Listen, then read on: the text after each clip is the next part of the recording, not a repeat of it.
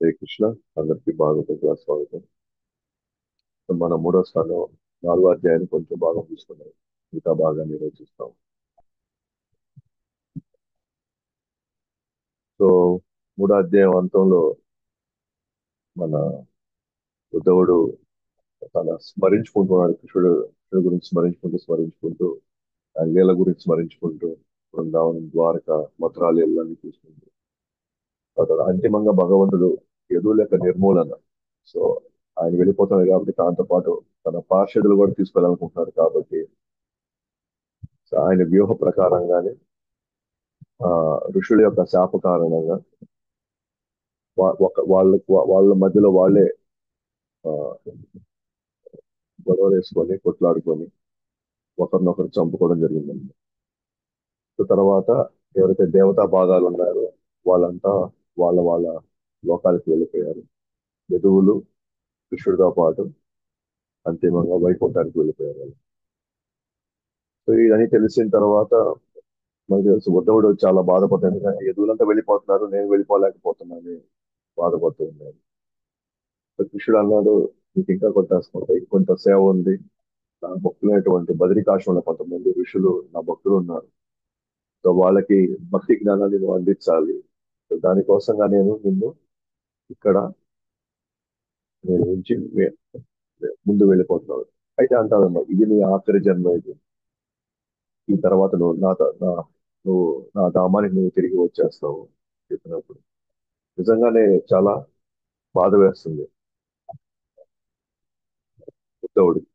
అంటే మనం కొంచెం చెప్పుకున్నాం కూడా, నిజమైనటువంటి భగవంతుని తృప్తిపరిచేది మనకి కష్టమైనా సరే ఆ సేవలో మనం కొనసాగి అంతిమంగా మనం భగవంతుని తృప్తిపరచడానికి మనం ప్రయత్నించాలి తప్ప మనకి మనకి ఏది ఇష్టమో అది చేసుకుంటూ మనకి నచ్చిన సేవ మాత్రమే చేసుకుంటూ నచ్చినది చేసుకుంటూ నచ్చకపోతే వదిలేయడం, మధ్యలో వాటిని పక్కన పెట్టేయడం. సో అలా చేసినప్పుడు మన భక్తిలో ఎదగకపోగా మన సేవని మనం వచ్చిన అవకాశాన్ని మనం పక్క పెట్టడం వల్ల సో భగవంతుడు సంతోషపడు. సో తర్వాత ఉద్ధవుడు ఇంకా ఆయన వదలలేక ఆయనే వెంబడిస్తూ గమనించాడు. సరస్వతి నది ఒడ్డున వెళ్ళి ఆ నీటిని ఆచరణ చేసుకొని అశ్వత్థ వృక్షం అశ్వత్థ వృక్షాన్ని అట్లా ఆనుకొని కాలు మీద కాలు వేసుకొని లోతుగా ఆలోచిస్తూ ఉన్నాడు. ఆ సమయంలోనే మైత్రేయ ముని అక్కడికి రావడం జరిగింది. అక్కడ ఆ, కృష్ణుడు వాళ్ళకి చతుశ్లోకి భాగవతం ఏదైతే బ్రహ్మకైతే ఏ జ్ఞానం అయితే ఇచ్చాడో భాగవత జ్ఞానాన్ని, అదే జ్ఞానాన్ని ఇప్పుడు వీళ్ళకి చెప్పడం అనమాట. ఇవన్నీ విన్న తర్వాత ఉద్ధవుడు ఒక విధంగా భావోద్వేగానికి గురయ్యి భగవంతుని కీర్తించడం ప్రారంభించాడు. ఆయన అన్నాడు, నాకు మాత్రం నీ సేవ మాత్రమే కావాలి, నాకు ఇంకేమీ వద్దు. ఎందుకంటే భక్తియుత సేవలో ఉన్నటువంటి నీ భక్తులు వాళ్ళు ఏదైనా సాధించగలుగుతారు. వాళ్ళు అన్ని బాధల్ని వాళ్ళు తట్టుకొని అన్ని బాధల్ని అధిగమించి వాళ్ళు ఏదైనా సాధించగలుగుతారు. కాబట్టి నీ సేవ మాత్రమే నాకు కావాలని చెప్పేసి పరికల్పిస్తుంటారు. కాబట్టి ఇక్కడ ఆయన గురించి కీర్తిస్తూ ఉద్ధవుడు. సో ఈ రోజు మనం దీంతో ప్రారంభిస్తున్నాం అనమాట. విజ్ఞానమైనటువంటి పండితులు కూడా నీ లీలలను విని కలత చెందుతారు. ఎందుకంటే ఏ కోరిక లేకపోయినా సాధారణ కార్యక్రమాల్లో నువ్వు నిమగ్నం అవుతున్నావు. అలాగే జన్మ లేని వాడైనా సరే జన్మ తీసుకుంటున్నావు. కాలాన్ని నియంత్రించే వాడైనప్పటికీ శత్రువు చూసి భయపడి కోటలో దాక్కుంటున్నావు. నువ్వు ఆత్మారాముడైనప్పటికీ సాంసారిక జీవితాన్ని అనుభవిస్తున్నట్లు కనిపిస్తున్నావు. అంటే పరస్పర విరుద్ధమైనటువంటి ఆ ఇక్కడ అంశాలు చూస్తున్నాం అనమాట. ఆయనకైతే ఏ కోరిక లేదు, ఏమీ సాధించాలని ఆయనకేమీ లేదు, కొత్తగా ఆయన సాధించేది ఏం లేదు. అయినా కూడా మనలాగా సాధారణ వ్యక్తిలాగా ఆయన ఆ రాజ్యం చూసుకుంటున్నాడు, పెళ్లి చేసుకుంటున్నాడు, పిల్లలు కంటున్నాడు. ఒక సాధారణ వ్యక్తి కామ్యకర్మల్లో ఎలాగైతే ఆయన నివృత్తి వాళ్ళు కామ్యకర్మల వాళ్ళ విధంగా పాల్గొంటారో భగవంతుడికి మళ్ళీ అవసరం లేకపోయినా సరే ఆయన పాల్గొంటున్నాడు. ఆయనకి జన్మ లేకపోయినా సరే జన్మ లేకపోయినా మళ్ళీ ఏదో మళ్ళీ పుడుతున్నట్టుగా మళ్ళీ కొత్తగా జన్మిస్తున్నట్టుగా మళ్ళీ చూపిస్తున్నాడు. ఆయన కాలాన్నే శాసించేవాడు శత్రువుని చూసి భయపడి కోటలో దాంకుంటున్నాడు. అలాగే ఆత్మారాముడు తనలో తాను పడగల అవకాశం ఉన్నప్పటికీ కూడా ఆయన సంసార జీవితాన్ని ఏదో అనుభవిస్తున్నట్లుగా తాను కనిపిస్తున్నాడు. ఇవన్నీ గొప్ప గొప్ప వ్యక్తులు కూడా భగవంతుడు ఏంటి ఇట్లాగనా ఇటువంటి ప్రవర్తన కావచ్చు, ఇటువంటి వ్యవహారం నిజంగా భగవంతుడు చేస్తాడా ఇటువంటి పనులు? భగవంతుడు అయితే ఇలా ప్రవర్తిస్తాడా అని మేధావులకు సైతం, తత్వవేత్తలకి, పండితులకు సైతం నీ యొక్క లీల అర్థం కావట్లేదు. అప్పుడప్పుడు నువ్వు నా సలహా సూచనల కోసం వేచి చూస్తావు. నన్ను దిగ్భ్రాంతికి గురి చేస్తుంది. నువ్వు నా సలహాలు తీసుకోవడం, నువ్వు దేవాదేవుడు, నీకు తెలియదంటూ ఏమీ లేదు. ఆ, నీకు అందరి యొక్క పూర్వం తెలుసు, వర్తమానం తెలుసు, భవిష్యత్తు తెలుసు. అలాగే ప్రతి ఒక్కరి యొక్క మనసులో ఏముంది కూడా నీకు తెలుసు. అలాంటిది అప్పుడప్పుడు నన్ను నువ్వు సలహాలు సూచనల కోసం దగ్గరికి వస్తుంటావు చూసావా, నాకు అది చూసి నాకు ఆశ్చర్యం కలుగుతుంది, నాకు బాధ కలుగుతుంది. ఏ, నిజంగా భగవంతుడు నా మీద ఆధారపడ్డాడు అన్నట్టుగా నాకు అనిపిస్తుంది. కానీ నువ్వు ఆధారపడే వ్యక్తివి కాదు, నీకు ఆధారపడాల్సిన అవసరం లేదు. కానీ నువ్వు మా అందరిని నీ మనిషిగా నువ్వు చేసుకోవడానికి మా అందరిని కలుపుకుంటావు నువ్వు. అందుకే నువ్వు నా దగ్గర సలహాలు తీసుకున్నట్టుగా నువ్వు అక్కడ చూపిస్తావు తప్ప యాక్చువల్ గా నా సలహాలు, నా సూచనలు నీకు ఏమీ అవసరం లేదు. యాక్చువల్ నేను సమర్థుడను అని నీకు అనిపిస్తే బ్రహ్మకు నువ్వు ఇచ్చినటువంటి జ్ఞానం నాకు వివరించుము. తద్వారా ఈ దుఃఖ సాగరాన్ని దాటగలను నువ్వు వెళ్ళిపోయిన తర్వాత.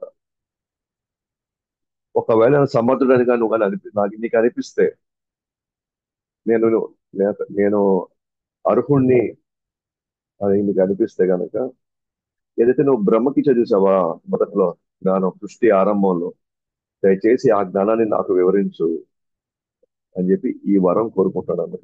ఈ వరాన్ని నేను ప్రార్థిస్తున్నాను, నాకు ఆ జ్ఞానాన్ని నాకు ఇవ్వు అని. ఎందుకంటే ఆ జ్ఞానం వల్ల మాత్రమే, తద్వారా ఈ దుఃఖ సాగరాన్ని నేను దాటగలను. ఆయనకునే అతిపెద్ద దుఃఖం ఏంటంటే, అదే ఇప్పుడు కృష్ణుడు వెళ్ళిపోతున్నాడు కదా, తర్వాత ఎలా జీవించాలి అని ఇక్కడ ఈ భూమి మీద ఆయన సాంగత్యం లేకుండా. కాబట్టి నువ్వు ఇచ్చేటువంటి ఈ జ్ఞానంతో నేను కొద్ది కొద్దిగా ఆ బాధ నుంచి నేను తేరుకోగలుగుతాను. దయచేసి నేను అర్హుడైతేనే, నాకు నాకు అర్హుడైతేనే నాకు దయచేసి నాకు ఈ యొక్క సేవ లేదా ఈ యొక్క జ్ఞానం నాకు అందించు అని చెప్పేసి ఉద్ధవుడు అడుగుతున్నాడు. యాక్చువల్ గా గురువు కూడా మనకి మన సమర్థులు అయితేనే మన ముందు ఆ సేవలు మనకి పెట్టాలి అనమాట, మనకి ఇస్తాడు. కానీ మనకి నమ్మకం లేదనమాట మన మీద, మనం ఆ సేవ చేయగలమో లేదో, తప్పులు చేసే అల్లరి పాలవుతామేమో, లేకపోతే ఇంకెవరైనా మనం తప్పుగా అనుకుంటారేమో అని మనకే మనం ఊహించుకొని మన వద్ద వచ్చిన సేవని మనమే పక్కన పెట్టేస్తాం, మనమే తోసిపుచ్చేస్తాం. ఎప్పుడైనా సరే అది భగవంతుడు ఓ, వివిధ పరిస్థితుల్లో మనకు వచ్చినటువంటి అవకాశాలు కావచ్చు, లేదా గురువు పిలిచి మరి మనకి మన సేవ అప్పచెప్తున్నప్పుడు ఎన్నో ఎన్నో గమనించుకొని, సామర్థ్యం అర్థం చేసుకొని, రెండోది మీరు శాశ్వతంగా భగవంతుడి యొక్క ఆలోచనలో ఉండాలనే భావంలోనే భగవంతుడు కావచ్చు, లేదా గురువు కావచ్చు, మనకి ఆ సేవా అవకాశాలు మనకి ఇస్తారన్నమాట.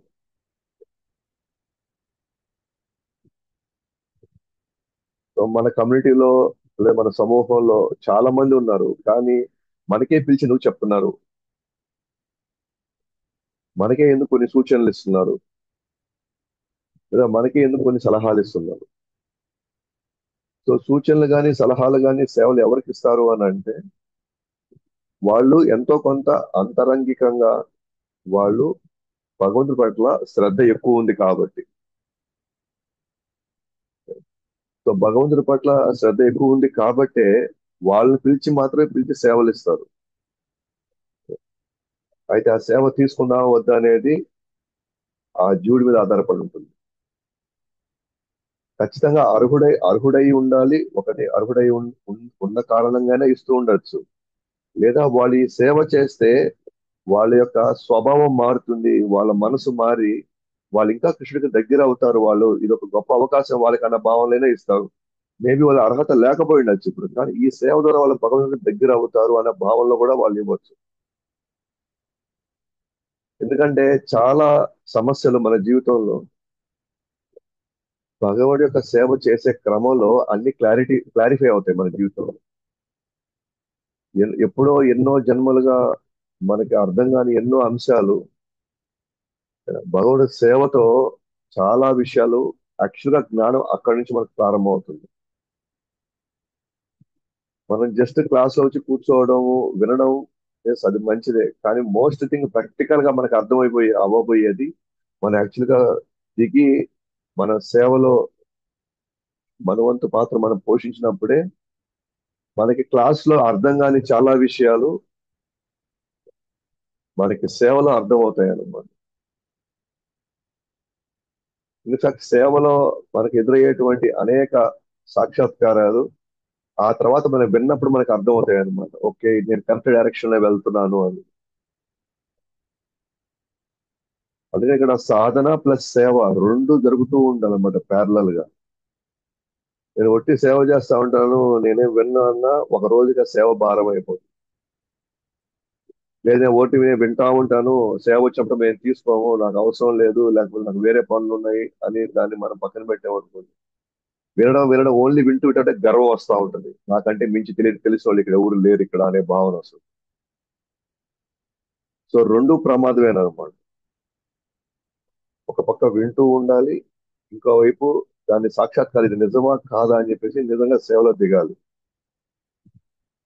అప్పుడే మనం పర్ఫెక్ట్ గా మనకి ఏది అర్థం కావాలో, ఏ భావనలో మనం అర్థం చేసుకోవాలో ఆ భావనలో అది అర్థమవుతుంది అన్నమాట. అంతేకాకుండా ఇప్పుడు ఏమంటాడు ఈయన, ఆ జ్ఞానము ఇంతకుముందు ఏమన్నాడు, నాకు నీ సేవ కావాలి అన్నాడు. ఈ జ్ఞానం కావాలి, ఆ సేవ కావాలి. అప్పుడే పర్ఫెక్ట్ కాంబినేషన్ లో మనం భక్తిలో చాలా శీఘ్రంగా ఎదుగుతాం అన్నమాట. ఆ జ్ఞానం ఉంటేనే మన దుఃఖ సాగరాన్ని మనం దాటగలుగుతాం. ఇంకా ఇప్పుడు కృష్ణుడు వెళ్ళిపోయిన తర్వాత తను తట్టుకోలేడు, ఇంకా ఏం చేయాలో తెలియదు. కాబట్టి కృష్ణుడి దగ్గర నుంచి రెండు పొందాడు. ఒకటి జ్ఞానం పొందుతున్నాడు, ఆయన ఇచ్చిన సేవ కూడా పోయి చేయబోతున్నాడు. ఇప్పుడు వెళ్ళి బద్రికాశ్రమంకి వెళ్ళి ఆ ఋషులకి తన భక్తులకి ఆ జ్ఞానం ఇవ్వబోతున్నాడు. అది కూడా ఆ సేవలో భాగంగా వెళ్తున్నాడు. కాబట్టి రెండు పర్ఫెక్ట్ గా చేస్తున్నాడు అనమాట ఉద్ధవుడు. సో చిన్నప్పటి నుంచి ఈ రెండు చేశాడు కాబట్టే అతను ఇప్పుడు ముసలితనం వచ్చేసరికి ఆ గాఢమైనటువంటి ఆధ్యాత్మిక భావోద్వేగాలు, ఆ భక్తి భావోద్వేగాలు బయటకు వస్తున్నాయి అన్నమాట.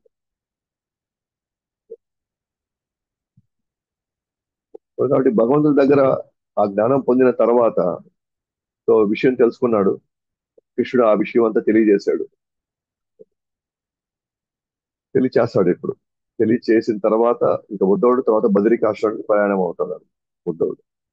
సో కాబట్టి నా కోరికను మన్నించి ఆయన పరమ స్థితిని వివరించారు. నేను అడిగాను కదా, నేను అర్హుడైతే నాకు ఆ జ్ఞానం నాకు ఇవ్వు, ఏదైతే నువ్వు బ్రహ్మనికి ఇచ్చావు ఆ జ్ఞానం నాకు ఇవ్వు అని చెప్పాను కదా. ఎస్, నా కోరికను మన్నించి ఆయన పరమ స్థితిని వివరించారు. పరమ స్థితి అంటే ఏదైతే చతుశ్లోకి భాగవతంలో ఏదైతే నేనే సృష్టికి ముందు ఉన్నాను, సృష్టిలో భాగమై ఉన్నాను, సృష్టి తర్వాత కూడా నేనే ఉంటాను అని తన గురించి తాను వివరించాడు చూసారా ఆ 4 శ్లోకాల్లో. ఆ 4 శ్లోకాలు ఏంటి, దాన్ని పరమస్థితి అని కూడా అంటారు అనమాట. ఆ 4 శ్లోకాల్ని పరమస్థితి అంటే భగవుడి యొక్క దివ్య స్థితిని మనకి వివరించేటువంటి శ్లోకాలు అవి. కాబట్టి బ్రహ్మకి ఏదైతే చెప్పాడో దాన్ని వివరించాడు అనమాట. కాదు బ్రహ్మకి శ్లోకాల రూపంలో జస్ట్ 4 శ్లోకాలు చెప్పాడు. కానీ ఉద్ధవుడికి ఆ 4 శ్లోకాల యొక్క వివరణ ఇచ్చాడు అనమాట. ఆ వివరణే 11వ స్కంధంలో మనకి ఉద్ధవ గీత అనే పదం వస్తుంది మనకి. ఉద్ధవ గీత 11వ స్కంధంలో వస్తుంది అనమాట. సో ఒక పక్క భగవానుడు తన లీలలు చెప్తూ, ఉద్ధవ గీతని చెప్తూ మొత్తం జ్ఞానాన్ని ఇచ్చేసాడు అనమాట కృష్ణుడు ఎవరికి, ఉద్ధవుడికి. ఆ పరమ స్థితిని భగవంతుడి నుండి శ్రవణం చేసిన తర్వాత ఇక్కడికి వచ్చి ఆయన వియోగంతో చాలా బాధపడుతున్నాను. సో అది నేను వివరణ తీసుకున్నాను, నాకు వివరణ ఇచ్చారు, ఇదంతా విన్నాను. అదంతా అయిపోయిన తర్వాత భగవంతుడు తాను అక్కడి నుంచి అప్రకటమైపోయాడు. నేను ఇక్కడికి వచ్చేసి ఇదిగో ఇక్కడ నేను ఇక్కడ కూర్చొని నేను ఇక్కడ ఆ బాధను తట్టుకోలేక ఆయన స్మరణలో నేను ఇప్పుడు ఈ సమయంలో నేను ఈ విధంగా ఉన్నాను అని చెప్పి ఉద్ధవుడు అంటాడు. ఆ వియోగం వల్ల కలిగే బాధను సేవతోనే తీరుతుంది. బద్రికాశ్రమంకి వెళ్ళి సాంగత్యం భగవంతుడు ఆదేశించినట్టుగా స్వీకరిస్తాను. ఏదైతే వియోగం ఉంది సార్, ఎడబాటు, మరి భగవంతుడు దూరం అయ్యాడని నాకున్నటువంటి ఆ వియోగం, ఆ ఎడబాటు నా మనసుని కలిచివేస్తా ఉంది. అయితే ఆ బాధ ఎప్పుడు తీరుతుందంటే అది సేవతోనే తీరుతుంది. భగవంతుడు ఇచ్చిన సేవని నెరవేర్చడంతో ఆ బాధ తగ్గుతుందే తప్ప ఇంకా వేరే విధంగా ఆ బాధ తగ్గదు. సో మనం చాలా సందర్భాల్లో మన ఒకసారి కుటుంబంలో సమస్యలు వస్తాయి, ఒకసారి లేదా మనం చేసే పనులు, వ్యాపారంలో, లేకపోతే ఒకసారి ఆర్థిక లావాదేవీల్లో మనకి ఖచ్చితంగా సమస్యలు వస్తా ఉంటాయి. మనం ఏం చేస్తామంటే సమస్య వచ్చినప్పుడు ఏం చేస్తామంటే దాని గురించి బాగా తీవ్రంగా ఆలోచించి మన కంట్రోల్ లేనటువంటి విషయాలు, ఇలా జరగకుంటే బాగుండేది, అలానే చేయకుండా ఉంటే బాగుండేది, ఇలా మనసు అనవసరంగా మనం ఏమీ చేయలేని దగ్గరికి మనసు తీసుకెళ్తా ఉంటుంది.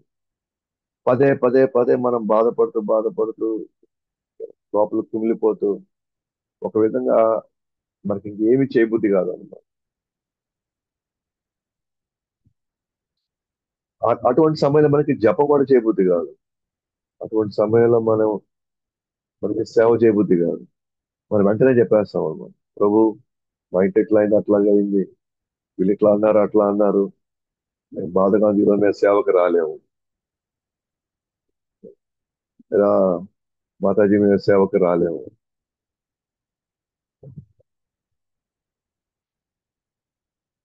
ఆ బాధని పెద్దది చేసుకొని మనమే మన మనసుని ఆ బాధ నుంచి మనం బయటికి రానియకుండా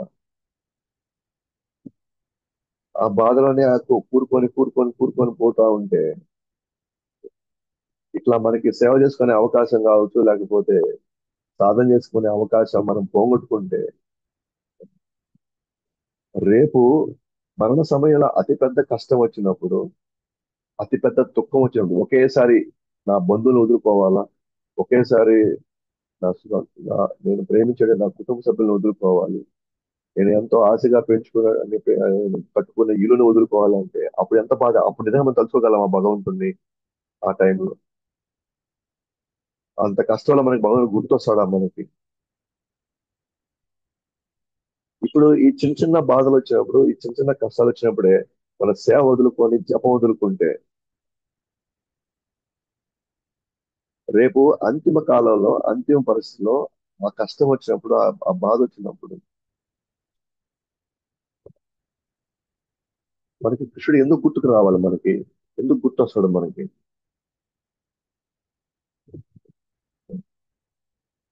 Yes, మనకి బాధ్యతలు ఉంటాయి ఖచ్చితంగా. బాధ్యతలు ఉంటాయి కాబట్టి బాధలు కూడా ఉంటాయి, ఖచ్చితంగా ఉంటాయి. కృష్ణుడు సేవ కూడా బాధ్యతే, కుటుంబ సభ్యుల బాధ్యత కదా, వ్యాపారం ఒకటే బాధ్యత కాదు మనది. కాబట్టి మిగతావి భౌతికంగా ఉండే అవే బాధ్యతలు కాదు. ఎస్, అది మాత్రమే బాధ్యతలు కాదు. మనకి ఇచ్చిన సేవ కూడా అతి పెద్ద బాధ్యత అన్నమాట. శాశ్వతంగా ఇక్కడి నుంచి మనం బయటపడేసే బాధ్యత అది. లేదా మనకి ఏదైనా దుఃఖం వచ్చినా, కష్టం వచ్చినా ఇంకా సేవలోకి, ఇంకా సాధనలోకి, ఇంకా ఎక్కువ లోతుగా వెళ్ళాలి మనం. అందుకే ఇక్కడ చూడండి, భగవంతుడే విడిపోతుంటే ఆ బాధ ఎలా తట్టుకోగలుగుతాడు? సేవ ద్వారానే నేను తట్టుకోగలను అంటున్నాడు ఉద్ధవుడు. వాడి బదిరికాశ్రమకు వెళ్ళి సాంగత్యం తీసుకోమన్నాడు, ఏదైతే భగవంతుడు తీసుకోమన్నాడు చూసారా, ఆయన ఆదేశించినట్టుగా నేను పోయి ఇప్పుడు స్వీకరిస్తాను. వెళ్ళి నేను భక్తుల సాంగత్యానికి వెళ్ళబోతున్నా ఇప్పుడు. భక్తుల సాంగత్యం ఉంటేనే, భక్తుల సాంగత్యం తీసుకుంటేనే మనం బాధ నుంచి బయటికి రాగలుగుతాం. లేకపోతే సమస్య లేదు అయ్యింది. మనకి సేవ ఉన్నప్పుడు మనకి కష్టం ఉన్నప్పుడు ఆ సేవతో కష్టం పోవాల్సిందే తప్ప ఆ, మనం ఆ, ఇంకా సేవ పక్కన పెట్టేసి దాని గురించి ఆలోచిస్తూ ఉంటే బాధ నుంచి బయటికి రాగలుగుతాం. లేకపోతే మన బంధువులకి మన కుటుంబ సభ్యులకి చెప్పుకొని ఏడ్చుకుంటా ఉంటే మన బాధ ఏమైనా తగ్గుతుంది? ఎవ్వరు ఇక్కడ ఎవ్వరు ఏ సహాయం చేయరు, చేయలేరు కూడా వాళ్ళు. పెద్దవాళ్ళు లాంటి వాళ్ళు ఇప్పుడు వాళ్ళకి బాధ వచ్చింది పోయి వాళ్ళ కుటుంబ సభ్యులు పోయి కలుసుకోలేదే ఆయన వెళ్ళి, లేకపోతే వాళ్ళ బంధువులు పోయి కలుసుకోలేదు ఆయన పోయి. ఆ సేవ నిర్వర్తించడంలో నా బాధ తగ్గించుకోగలుగుతాను నేను అనే ఒక ఉన్నతమైనటువంటి ఒక అంశాన్ని, ఒక విషయాన్ని మనకు తెలియజేస్తున్నారు. కాబట్టి నరనారాయణ ఋషులు ఇప్పటికీ కూడా ఆ బద్రికాశ్రమంలో వాళ్ళు ఇంకా తపస్సు చేస్తూనే ఉన్నారు ఇప్పటికి కూడా, మనలాంటి వాళ్ళ కోసం, మేలు కోసం, ఈ జగత్ యొక్క మంగళకరం కోసం వాళ్ళు చేస్తూనే ఉన్నారు ఆ తపస్సు. కాబట్టి ఆ బద్రికాశ్రమ నరనారాయణ ఉన్నారు కాబట్టి వాళ్ళ యొక్క ప్రార్థనలో, వాళ్ళ భక్తిలో అనేక మంది భక్తులు ఉన్నారు. వాళ్ళకి ఈ జ్ఞానం ఇవ్వమని చెప్పి కృష్ణుడు నాకు ఒక సేవ ఇచ్చాడు. నాకు ఎంత కష్టంగా ఉందో తెలుసా, కృష్ణుడు వెళ్ళిపోతే నన్ను నన్ను మాత్రం వదిలేసి మిగతా అందరిని తీసుకెళ్లిపోయాడే. అయినా కూడా నాకు ఒక తృప్తి ఏంటంటే, నాకు భగవంతుడు భక్తుల సాంగత్యంలోకి వెళ్ళిపోమంటున్నాడు. భక్తుల సాంగత్యంలోకి వెళ్ళి ఈ జ్ఞానాన్ని చర్చించమంటున్నాడు, వాళ్ళకి వివరించమంటున్నాడు, వాళ్ళకి అందించమంటున్నాడు. భాగవతం ఇచ్చిందే శోక మోహ భయాల నుంచి బయటపడ్డాను. అలాంటి భాగవతం మనం పక్కన పెడితే మన బాధలు ఎట్లా పోతాయి అసలు? ఏంది ఏది మనం ఏ విధానం మనం ఫాలో అయితే ఈ బాధలు పోతాయి మనం?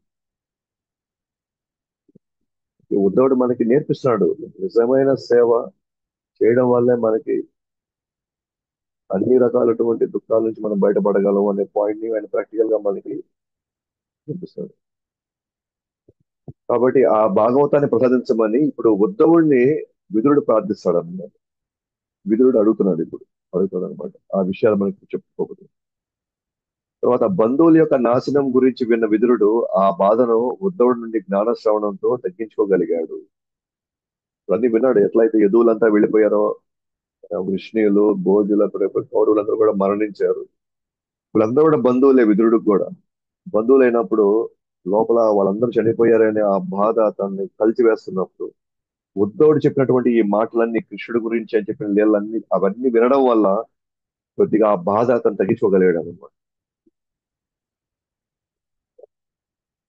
భౌతిక వ్యక్తులకి భక్తులకి ఉన్న తేడా ఏంటంటే, భౌతిక వ్యక్తులు ఆ బాధను తగ్గించుకోవడానికి సినిమాలకు వెళ్తారు, సీరియళ్ళు చూస్తారు, లేకపోతే వెళ్ళి మందు కొడతారు, సిగరెట్లు తాగుతారు, ఆ బాధ నుంచి తప్పించుకోవడానికి, అదే డైవర్ట్ చేసుకోవడానికి. కానీ భక్తులు ఆ బాధ నుంచి తప్పించుకోవడానికి కృష్ణుడు గురించి ఇంకా ఎక్కువ శ్రవణం చేయాలి, భక్తుల సాంగత్యంలో ఎక్కువ సేవ చేయాలా, కృష్ణుడి గురించి ఎక్కువ ఆలోచిస్తే ఆ బాధ తగ్గుతుంది. తగ్గుతుంది అనేది నిజం. అది తగ్గుతూ తగ్గుతూ మన ఆలోచనలు నిత్యం కృష్ణుడి మీద పెట్టడం వల్ల మరణ సమయం మన కృష్ణుడు మాత్రమే గుర్తొచ్చినట్టుగా ఈ యొక్క పరిస్థితులన్నీ ఆ రోజు మనకు దోహదపడతాయి అన్నమాట. కాబట్టి ఈయన కూడా బాధ కలిగింది, అరే నా బంధువులంతా చనిపోయారు, కోల్పోయాను నేను. కానీ ఉద్ధవుడు ఎప్పుడైతే కృష్ణుడి గురించి మాట్లాడడం ప్రారంభించాడో, ఆ లీల గురించి వివరించాడో కొద్దిగా ఉపశమనం వచ్చింది. కాబట్టి ఉద్ధవుడు వెళ్ళిపో సమయంలో విదురుడి యొక్క ప్రేమాప్యాయతో విచారించాడు. ఉద్ధవుడు ఇంక వెళ్ళిపోయే సమయం వచ్చింది, ఇంక ఉద్ధవుడు కొంత కొంత భాగంలో ఆయన వివరించాడు. ఆ అదే ఆయన అడిగిన ప్రశ్న అడిగి సమాధానం ఇచ్చాడు. ఒక విధంగా చెప్పాలంటే విదురుడు అడిగాడు, కృష్ణ బలరాములు ఎలా ఉన్నారు అన్న, యదువులు ఎలా ఉన్నారు, వీటన్నిటి గురించి ఆయన అడిగినప్పుడు ఉద్ధవుడు చెప్పేశాడు క్లియర్ గా. ఓ, కృష్ణుడు వెళ్ళిపోయాడు, యదువులు కూడా వెళ్ళిపోయారు, కృష్ణుడు దగ్గరికి వెళ్ళాలంతా వెళ్ళిపోవాలంతా వెళ్ళిపోయారు, నేను మాత్రం ఇక్కడ మిగిలిపోయాను అని చెప్పేశాడు. అయితే ఇప్పుడు ఉద్ధవుడు విదురుడు ఏమడుతున్నాడంటే, నీకు ఏది కృష్ణుడు చెప్పాడు దయచేసి నాకు వివరిస్తావా అని చెప్పి విదురుడు వెళ్ళిపోతున్నటువంటి ఉద్ధవుడిని ప్రేమతో మరియు ఆప్యాయతో ఈ విధంగా విచారించడానికి తన దగ్గర ఉన్న కొన్ని క్వశ్చన్స్, కొన్ని ప్రశ్నలకి సమాధానం, కొన్ని ప్రశ్న అడిగాడు అన్నమాట. భక్తులు ఇతరులకు సేవ చేయుటకే తిరుగుతారు, కావున దయచేసి భగవంతుడిని భగవంతుడు మీకు వివరించిన భాగవతంను నాకు తెలపవలసిందిగా విదురుడు అడిగారు. మీలాంటి భక్తులు ఇతరుల సేవ చేయడం కొరకే మీరంతా తిరుగుతా ఉంటారు అన్నమాట ఈ భూమి మీద. ఇతరుల యొక్క బాధ నుంచి బయటపడడానికే మీలాంటి వాళ్ళు తిరుగుతూ ఉంటారు. అంటే మీరు ఎక్కడికి వెళ్ళినా అది తీర్థస్థలం అవుతుంది. మిమ్మల్ని ఆశ్రయించిన వాళ్ళందరూ వాళ్ళు వాళ్ళ బాధల నుంచి బయటకు వచ్చేస్తారు. అలాగే నా బాధ కూడా తీర్చండి. దయచేసి నాకు భగవంతుడు మీకు ఏదైతే వివరించారు చూసారా, ఆ భాగవతాన్ని నాకు తెలియజేయండి అని చెప్పేసి నేను వివరిస్తాను. ఈయన అడుగుతాడు అన్నమాట మిత్రుడు. దానికి ఉద్ధవుడు అంటారు, మీరు మైత్రేయుడి దగ్గరకు వినవలసిందిగా కోరాడు. నేను తగిన అర్హులైన వ్యక్తిని కాదు. ఎందుకంటే మర్యాద వ్యతిక్రమ. మీరు వయసులో నాకంటే చాలా పెద్దవాళ్ళు. విదురుడు ఎవరు అంటే వ్యాసుడి యొక్క పుత్రుడు. అన్ని రకాలుగా కృష్ణుడి యొక్క ప్రేమ పొందడంలో కావచ్చు, అదే భక్తి జ్ఞానంలో కావచ్చు, అన్ని విధాలుగా విదురుడు చాలా గొప్పవాడు వయసులో అన్నిట్లో కూడా. సో కానీ బుద్ధుడు ఏమన్నాడంటే, నేను నీకంటే చాలా చిన్నవాడిని, నీకంటే చాలా ఆ, జ్ఞానంలో కావచ్చు, వయసులో కావచ్చు, ప్రేమలో కావచ్చు, అన్ని రంగాల్లో నేను మీకు ఎటువంటి అర్హుడిని కాదు.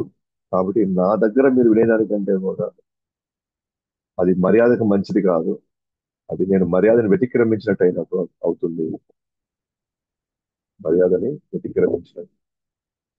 అయితే మీరు చక్కగా మీరు వెళ్ళి మైత్రేయుని మీరు వెళ్ళి అడగచ్చు. ఎందుకంటే మైత్రేయుడు మీతో సరి సమానమైన వయసు ఉంది. పైగా అతను వ్యాసుడి యొక్క మిత్రుడు అతను.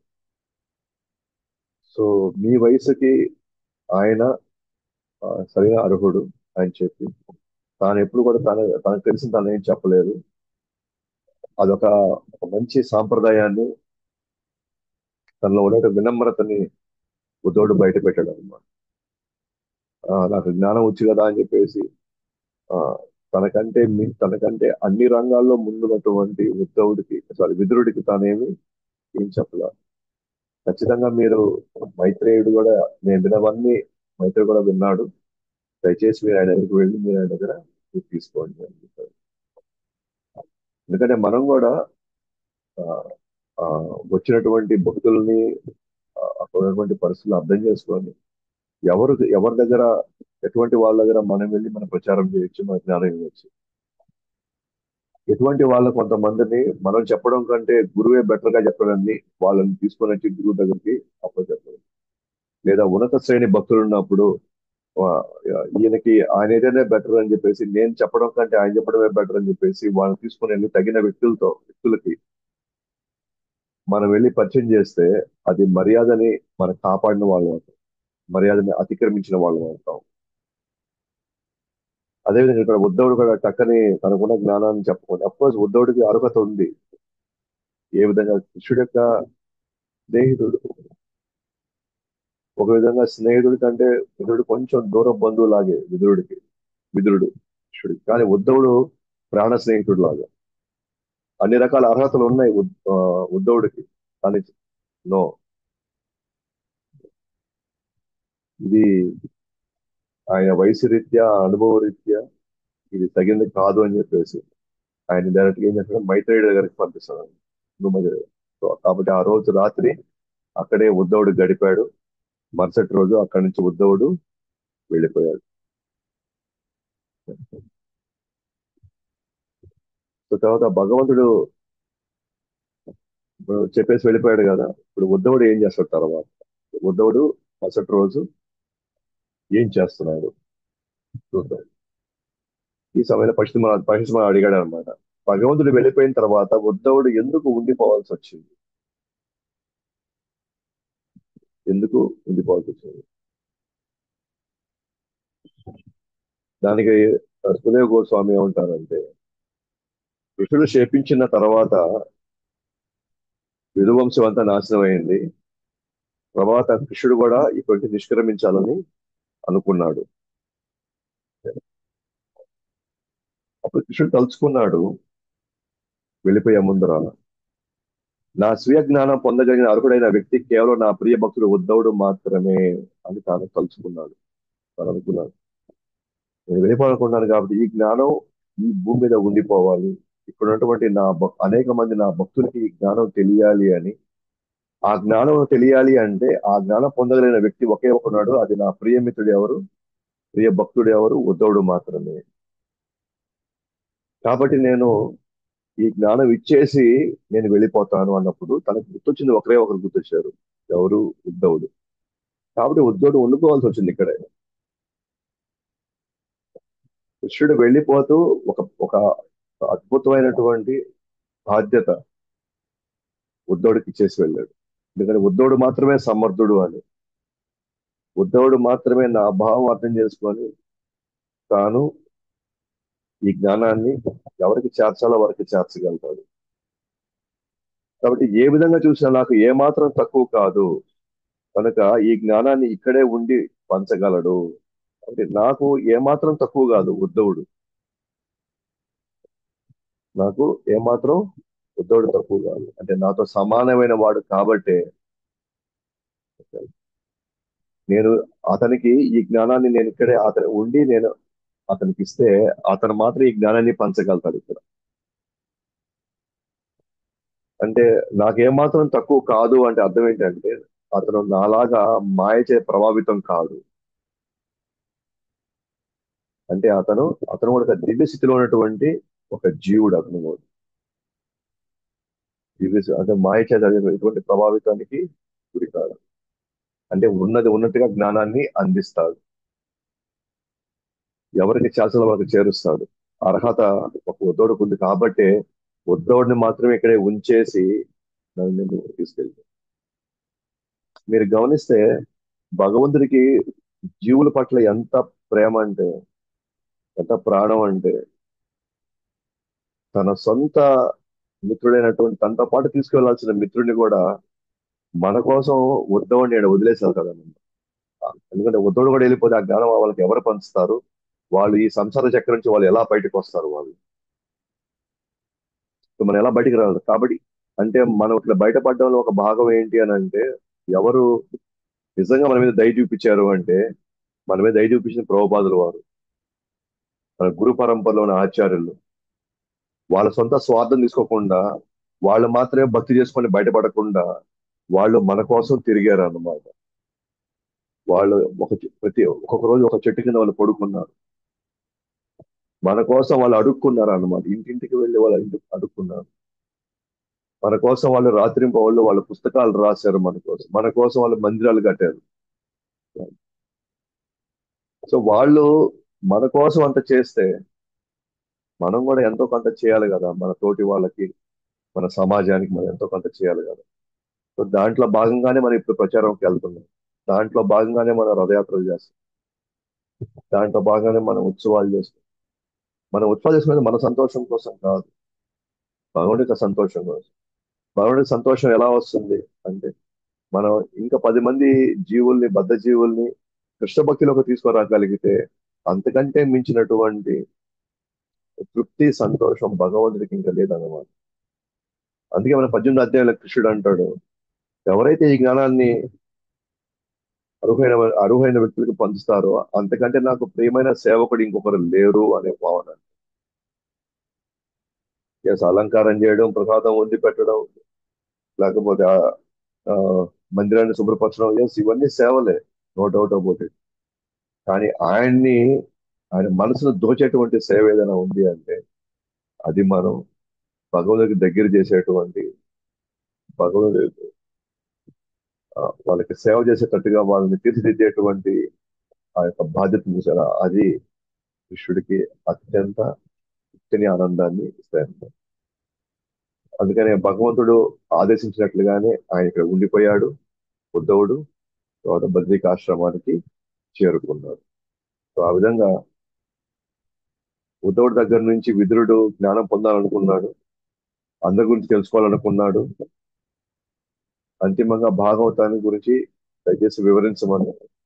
ఎందుకంటే తాను కూడా బాధ్యత తీసుకొని ఆ జ్ఞానం దానికి తనగా బాధ్యత, ఇంకొంతమందికి ఆ జ్ఞానం తెలియజేయాలని విదురుడు అనుకున్నాడు. కానీ ఉద్ధవుడు మాత్రం ఇది మర్యాద వ్యతిక్రమ, ఇది నేను అర్హుడిని కాదు, మీకు నేను అందించి కాబట్టి మీరు దయచేసి మైత్రి దగ్గరికి వెళ్ళండి, మైత్రుడు మీకు అన్ని వివరిస్తాడని చెప్పాడు. అని చెప్పి ఉద్ధవుడు వెళ్ళిపోయాడు. ఇప్పుడు కృష్ణుడు కూడా తనని తలుచుకున్నాడు అన్న అని తెలుసుకున్న విదురుడు ప్రేమ భావోద్వేగంతో కన్నీటి పర్యంతమయ్యాడు. సో అప్పుడు ముద్దోడు వెళ్తూ వెళ్తూ ఒక మాట చెప్పాడు అనమాట. ఏమనంటే, కృష్ణుడు వెళ్ళిపోయేటప్పుడు ఆఖరుగా నీ గురించి కూడా తలుచుకున్నాడు అని ఉద్ధవుడు విదురుడు అన్నాడు. నీ గురించి కూడా భగవంతుడు తలుచుకున్నాడు చెప్పాడు నాకు అన్నాడు. మేబీ భగవంతుడు తన లీలల్లో తన యొక్క కార్యాల్లో ఎంతమంది అలా సహకరించారో వాళ్ళందరి గురించి భగవంతుడు చెప్పాడేమో ఉద్ధవుడికి. దాంట్లో ఒక వ్యక్తిగా విదురుడి పేరు కూడా ప్రస్తావించాడు మరి కృష్ణుడు. ఆ మాట ఎప్పుడైతే విదురుడు విన్నాడో, అరే నా గురించి కూడా భగవంతుడు తలుచుకున్నాడా అని. నాలాంటి యోగ్యుడు కానటువంటి, అర్హుడు కానటువంటి, నేను కేవలం ఒక దాసీపుత్రుడిగా ఉండి, అసలు నేను ఆ ఇక్కడ ఉన్న చాలా మంది చాలా రకాలుగా భగవానుడికి అనేక రకాలుగా సేవ చేశారు. ప్రముఖ సేవల్లో పాల్గొన్నారు. నేనేం అసలు సేవలో పాల్గొనలేదే. నాకు ఎటువంటి అర్హత లేదు. అయినా కూడా నన్ను తలుచుకున్నాడా భగవంతుడు అని తలుచుకున్నప్పుడు ఆయన ప్రేమ భావోద్వేగాలతో అన్నిటి పర్యంతం అయిపోయాడు అనమాట. అంటే ఇక్కడ రెండు లిస్టులు ఉంటాయన్నమాట. భక్తుల్లో భగవంతుని నిరంతరం ఎవరు ఎక్కువ ఎక్కువ సమయం కలుసుకున్నారు, ఇది ఒక లిస్ట్. భక్తులుగా ఏ భక్తుడు నిరంతరం కృష్ణుని తలుచుకున్నాడు, ఇది ఒక కేటగిరీ. ఇంకో కేటగిరీ ఏంటి అంటే భగవంతుడు ఎవరిని తలుచుకున్నాడు నిరంతరంగా, ఎటువంటి ఏ భక్తుని తలుచుకున్నాడు, ఇది రెండో కేటగిరీ. సో మనం చాలా మంది వింటుంటాం, మనం చాలా దగ్గర మనం వింటూ ఉంటాం చాలా మంది దగ్గర, ఆ పలానా భక్తుడు ఈ స్థాయిలో భగవంతుని 24 గంటలు తలుచుకుంటూ ఉండేవాడు అబ్బా అని. ఎస్, అది చాలా చాలా గొప్ప విషయం. అది సాధ్యమయ్యే విషయం కాదు. ఒక లైఫ్ టైంలో భగవంతునే తలుచుకుంటూ జీవించడం అనేది అది సాధ్యమయ్యేది కాదు. కానీ అలాంటి వాళ్ళు కానీ ఉంటే చాలా గొప్ప వాళ్ళు అని. ఇది ఒక ఎత్తు అయితే, రెండో కేటగిరీ భగవంతుడే తలుచుకుంటాడు అనమాట ఆ భక్తుల గురించి. ఇది రెండో కేటగిరీ. ఈ రెండో కేటగిరీ అయితే ఉందో, అంటే భగవంతుడినే ప్రభావితం చేశాడు అంటే ఆ వ్యక్తి ఇన్ని లక్షల కోట్ల వేల కోట్ల జీవరాశుల్లో భగవంతుడు ఒక వ్యక్తిని తలుచుకున్నాడంటే ఆ వ్యక్తి ఎంతో కొంత భగవంతుడు కూడా తలుచుకునేలాగా అంత ప్రభావితమైన ఆ సేవ చేశాడు అన్నమాట.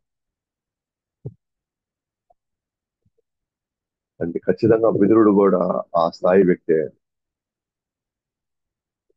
అందుకే ఇక్కడ అంటారు మనకి ప్రభుపాదుల వారు, ఆచార్యులు అంటారు,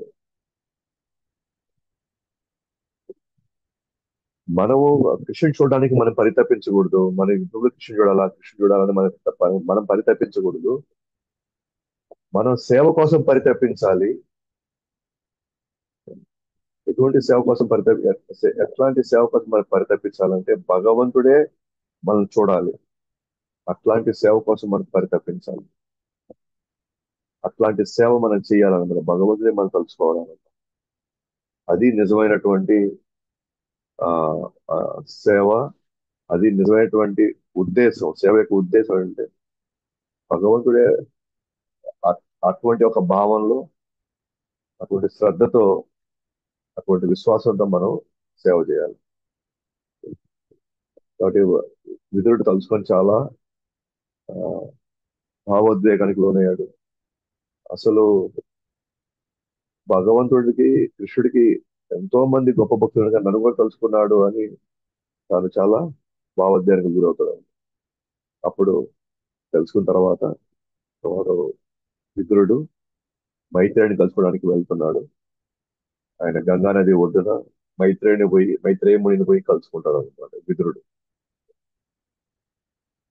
సో మైత్రేయ మునిని కలుసుకున్న తర్వాత సో వాళ్ళ మధ్య ఎటువంటి సంభాషణ స్టార్ట్ అవుతుంది, ఎటువంటి సంవాదం దారి తీస్తుంది, ఇవన్నీ కూడా మనం రేపు 5వ అధ్యాయంలో చూస్తాం.